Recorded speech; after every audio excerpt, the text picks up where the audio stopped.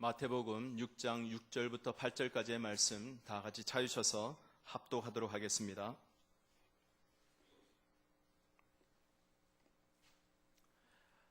함께 합독합니다.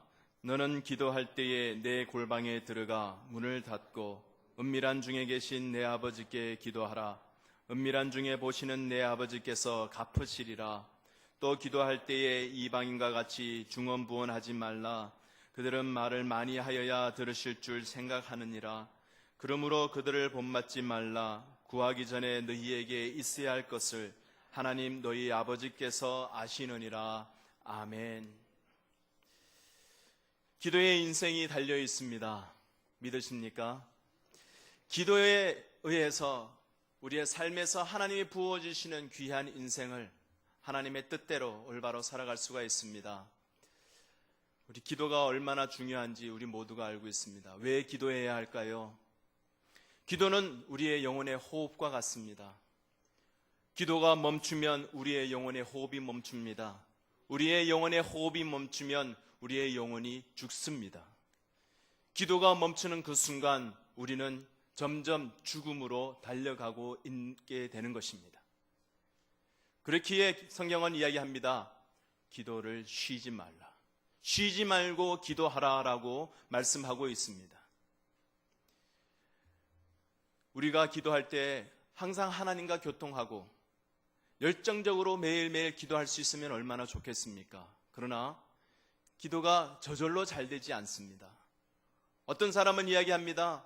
기도가 오늘은 참 안 되네요. 요즘 기도가 안 나와요. 매일매일 하나님 앞에 기도하는 그 기도가 동일하게 뜨겁고 열정적이고 살아있는 기도라면 얼마나 좋겠습니까? 그러나 그것이 저절로 되지 않기에 성경은 우리에게 명확하게 이야기합니다. 뭐라고요? 힘써 기도하라. 애써서 기도하라. 노력하여라 라고 이야기를 하고 있습니다. 여러분, 가만히 앉아서 여러분 편한 대로 있으면서 기도가 하나님 앞에 상달되고 열정적인 기도가 저절로 나오기를 기대하지 마시기 바랍니다. 예수님께서 제자들을 데리고 동산에 가셔서 기도하실 때 제자들에게 부탁하셨습니다. 여기서 깨어 기도하라고. 그랬는데 예수님이 잠시 후에 와보니까 제자들이 어떻게 하고 있었습니까? 자고 있었습니다. 그러면서 예수님께서 참 안타까워 하시는 말씀을 하시면서 마음은 원이로되 육신이 약하도다 이야기를 합니다. 깨어서 기도하며 쉬지 말고 기도하기 위해서 열정적으로 기도하기 위해서는 우리 스스로가 우리의 육신을 쳐서 우리의 육신의 연약함을 극복하면서 기도해야 되는 노력이 필요하다는 것입니다. 사랑하는 성도 여러분, 기도의 열정이 회복되기를 원하지 않습니까? 힘써 기도하시는 여러분들 되시기를 주님의 이름으로 축원합니다. 열심히 기도하는 것만 가지고서는 되지 않습니다. 우리의 삶 속에서 기도하는 가운데 올바로 기도해야 됩니다. 순간순간 기도할 때 올바로 기도해야 됩니다. 오늘 본문 말씀을 보면 기도할 때에 내 골방에 들어가 문을 닫고 기도하라고 이야기를 하고 있습니다. 이 말씀을 우리가 잘 새겨보면 우리의 마음을 열고 기도하는 원리들을 찾아볼 수가 있습니다. 각 집들마다 방들이 있습니다. 방에마다 문이 있습니다. 여러분의 집에 방이 몇 개 있습니까? 어떤 사람들 그런 이야기를 하죠. 집을 잘 보는 사람들 혹은 집을 잘 수리하시는 분들은 여기에다가 문을 하나 달면 방이 됩니다. 여기에다 문 달면 방이 4개가 되네요. 방이 5개가 되네요. 무슨 이야기입니까? 문을 통하여서 방이 하나가 구성이 이루어진다는 것을 우리가 알 수가 있습니다. 문을 통해서 방이 되고 안 되고가 결정이 되는 것이에요. 그 문의 역할은 바로 바깥에 있는 공간과 안에 있는 공간을 구분하는 역할을 하는 것이지요. 문을 닫으라, 골방에 들어가 문을 닫으라, 그 말은 바로 세상에 있는 것들을 다 내려놓고 온전한 그 내부에 있는 하나님을 향하여서 내 마음을 열어라 라는 그런 의미입니다. 여기서 이야기하는 골방은 눈에 보이는 작은 공간의 의미보다는 하나님을 만날 수 있는 긴밀한 하나님과의 교제가 이루어지는 공간을 의미하고 있습니다. 사랑하는 성도 여러분, 우리의 삶에서 기도할 때 우리는 우리의 개인적인 private space, 골방이 필요합니다. 어떤 사람에게는 거실이 골방이 될 수 있습니다. 어떤 사람에게는 부엌이, 어떤 사람에게는 차 안이, 어떤 사람에게는 안방이, 어떤 사람에게는 클로젯, 옷장 안이 우리의 골방이 될 수가 있습니다. 그곳이 어떤 곳이든지 하나님을 만나는 곳이라면 그곳은 하나님과의 은밀한 교제가 이루어지는 골방입니다.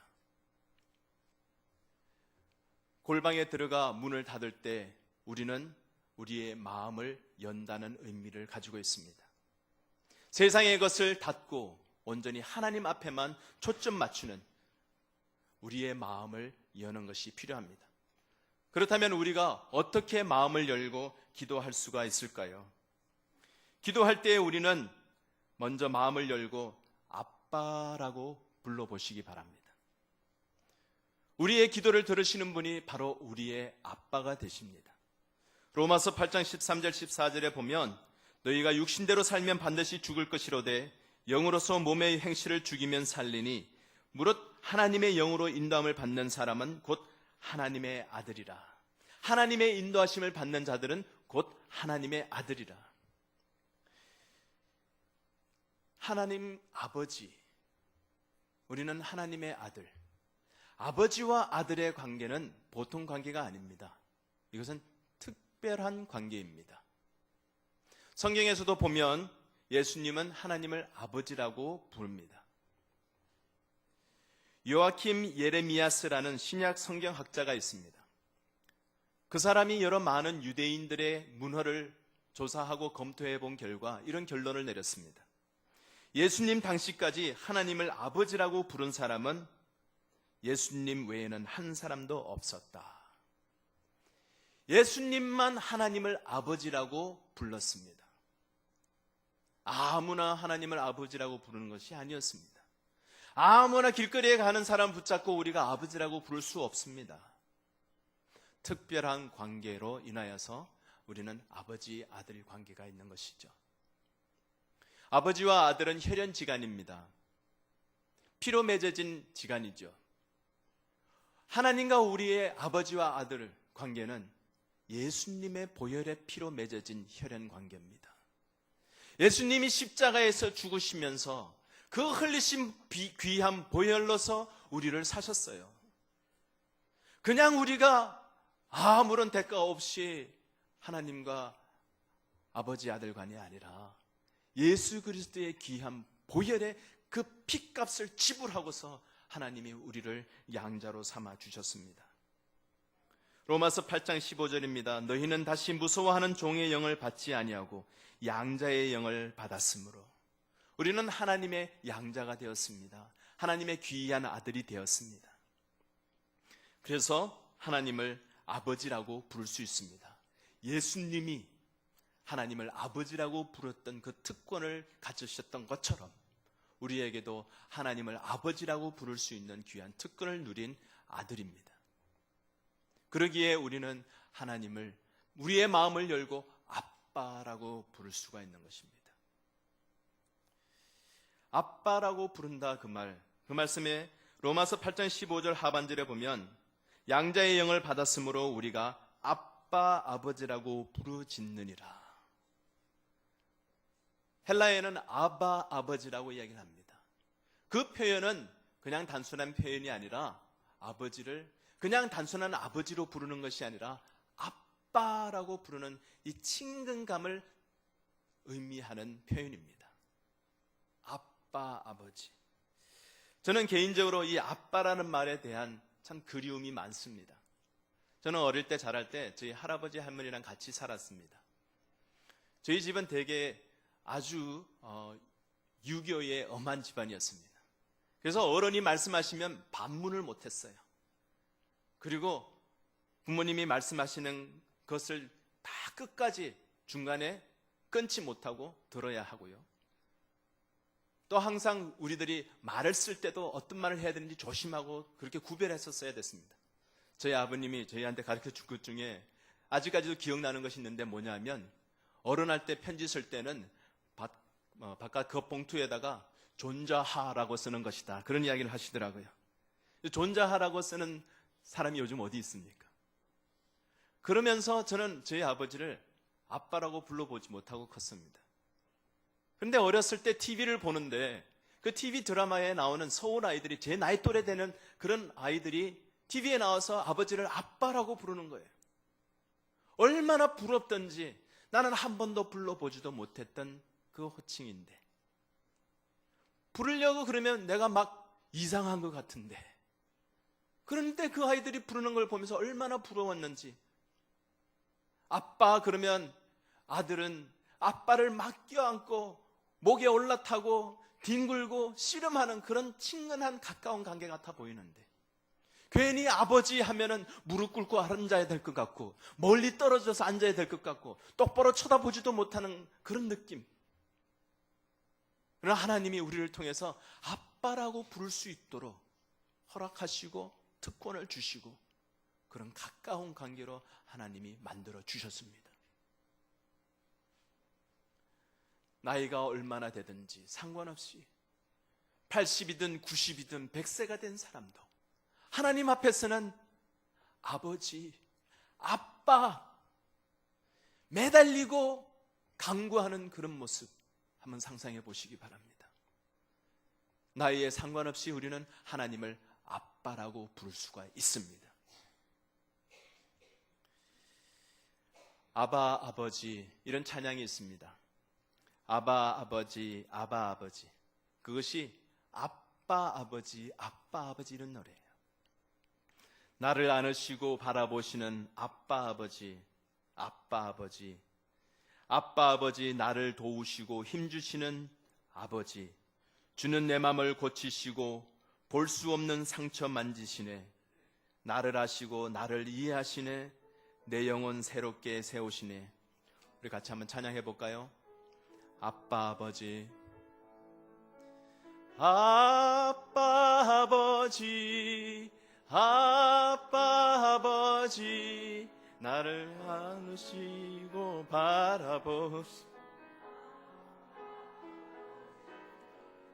아빠 아버지 아빠 아버지 나를 도우시고 힘주시는 아버지. 한 번 더 하겠습니다. 아빠 아버지 아빠 아버지 아빠 아버지 나를 안으시고 바라보시는 아빠 아버지 아빠 아버지 아빠 아버지 나를 도우시고 힘주시는 아버지 주는 내 마음을 고치시고 볼 수 없는 상처 만지시네 나를 아시고 나를 이해하시네 내 영혼 새롭게 세우시네. 한번 눈을 한번 감아보시기 바랍니다. 아빠 한번 불러보세요.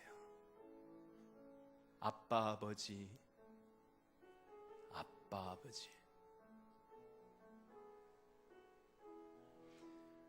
그 아빠가 우리의 마음을 아시고 우리의 마음을 어루만지시고 우리를 품어주시고 우리를 사랑하시는 분이십니다. 이 하나님 앞에 마음을 열고 아빠라고 부르시기 바랍니다. 눈을 뜨세요. 우리의 하나님은 우리가 아빠라고 부를 때 어떤 마음이실까? 아버지는 그저 우리 자식을 끔찍이도 사랑하고 아낌없이 주시는 분이에요.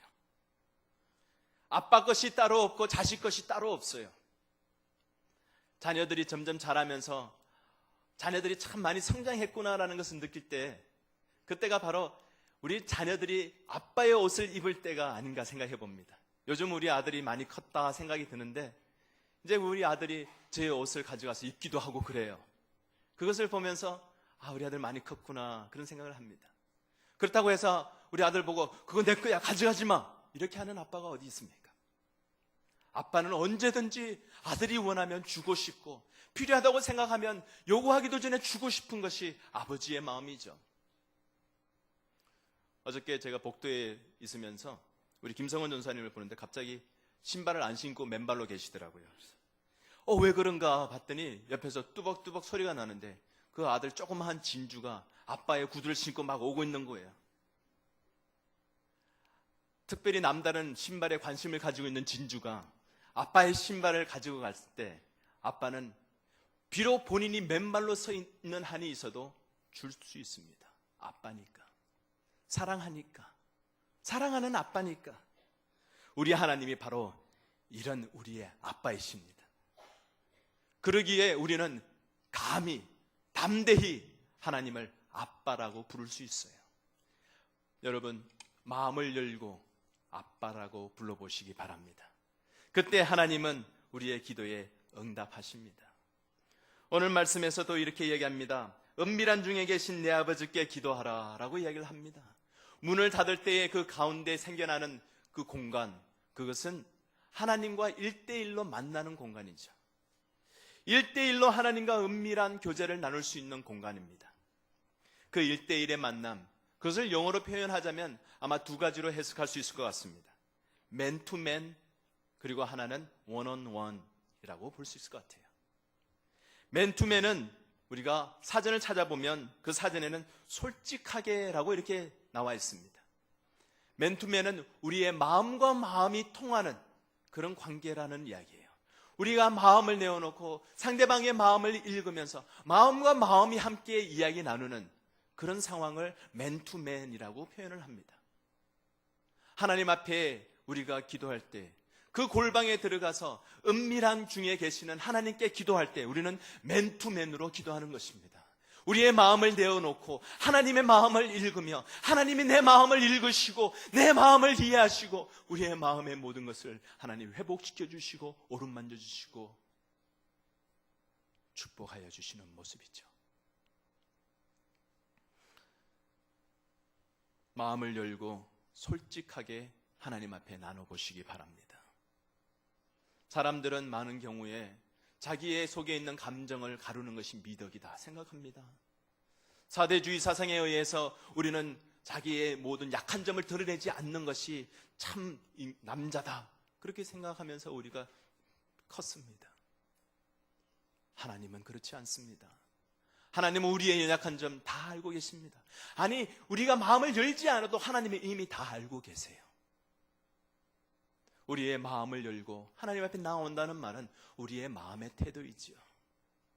하나님 모든 것을 알고 계시고 우리의 마음을 감찰하시는 분.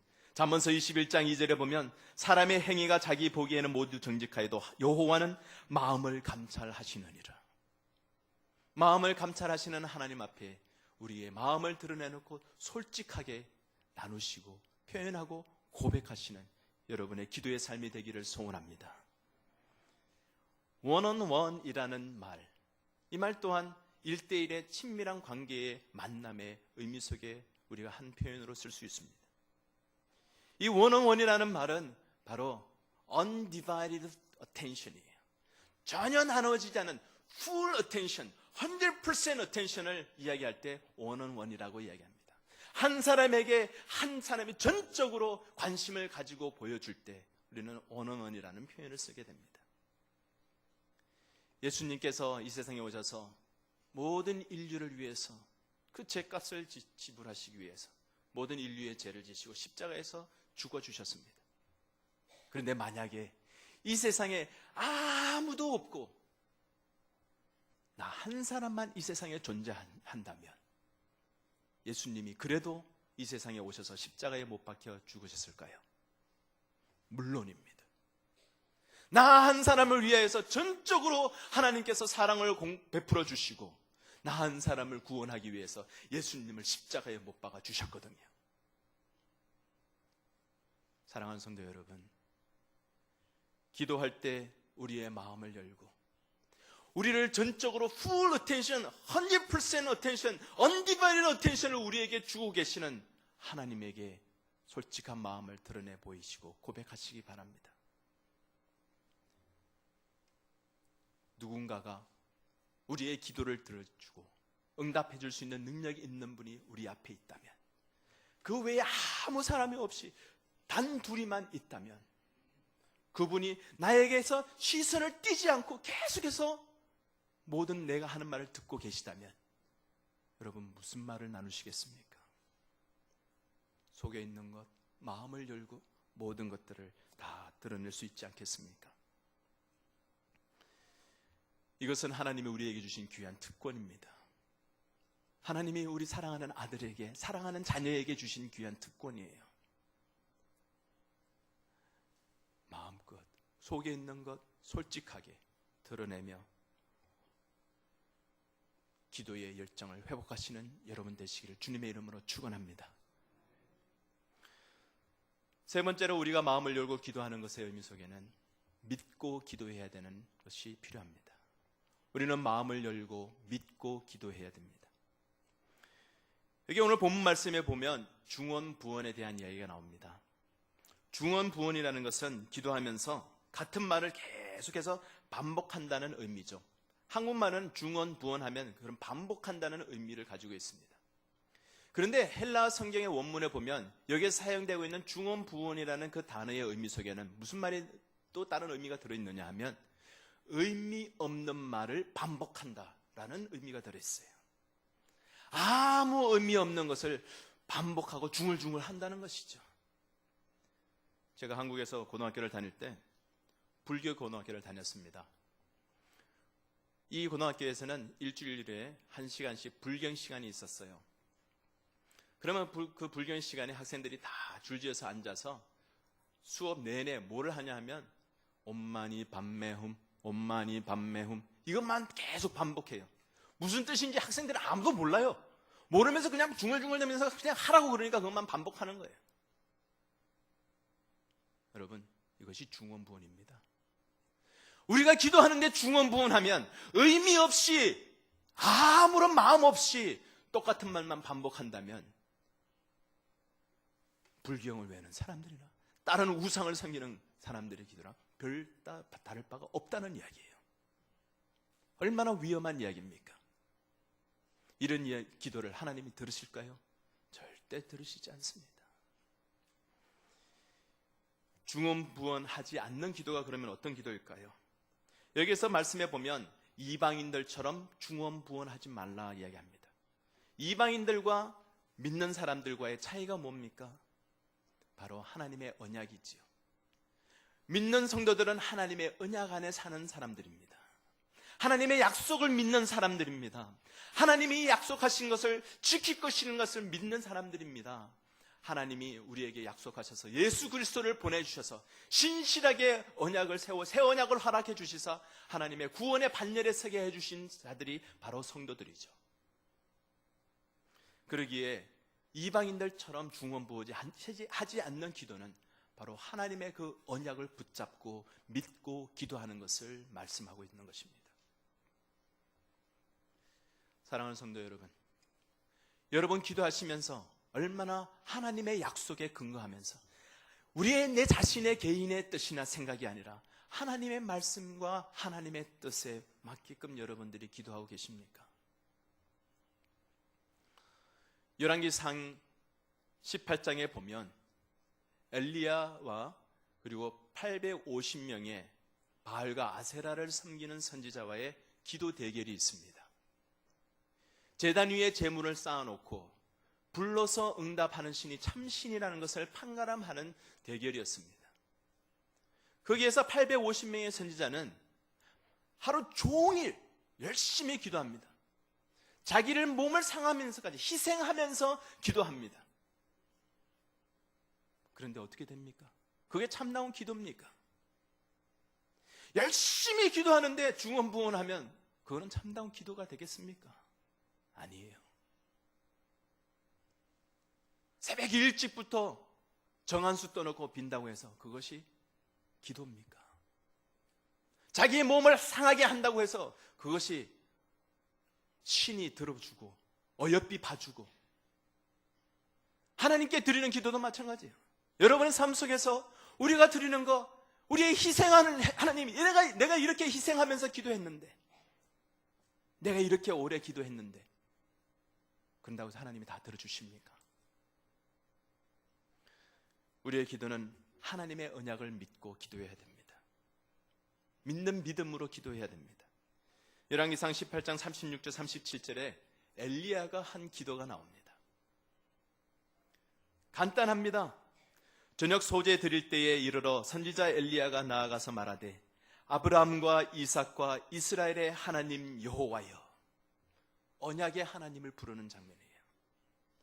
아브라함과 이삭과 이스라엘의 하나님 여호와여, 주께서 이스라엘 중에서 하나님이신 것과 내가 주의 종인 것과 내가 주의 말씀대로 이 모든 일을 행하는 것을 오늘 알게 하옵소서. 여호와여, 내게 응답하옵소서. 내게 응답하옵소서. 이 백성에게 주 여호와는 하나님이신 것과 주는 그들의 마음을 되돌이키심을 알게 하옵소서 하며, 이 기도를 했었을 때에 어떤 결과가 일어났습니까? 하나님께서 불러 응답하셨습니다. 하나님의 언약을 믿고 언약의 하나님 앞에 기도했던 엘리야, 그 기도를 하나님이 들어 응답하신 것이죠. 약속을 믿고 기도해야 됩니다. 기도할 때 우리가 오래 기도해야 하나님이 응답하신다고 이방인들은 잘못 생각했었습니다. 기도는 길이보다도 무게가 더 중요합니다. 17세기의 청교도 목사 존 프레스턴은 이렇게 이야기합니다.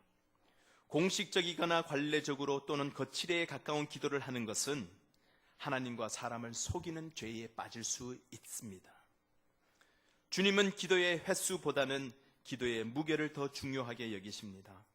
기도가 마치 죽음처럼 그 안에 생명력과 열정이 없으면 하나님은 그 기도를 받지 않으십니다. 기도의 무게가 무엇입니까? 바로 생명력과 열정이지요. 우리 가운데 기도에 열정이 있습니까? 우리 기도 가운데 생명력이 있습니까? 아무런 의미 없이, 아무런 뜻 없이 여러분들이 기도하고 계시진 않습니까?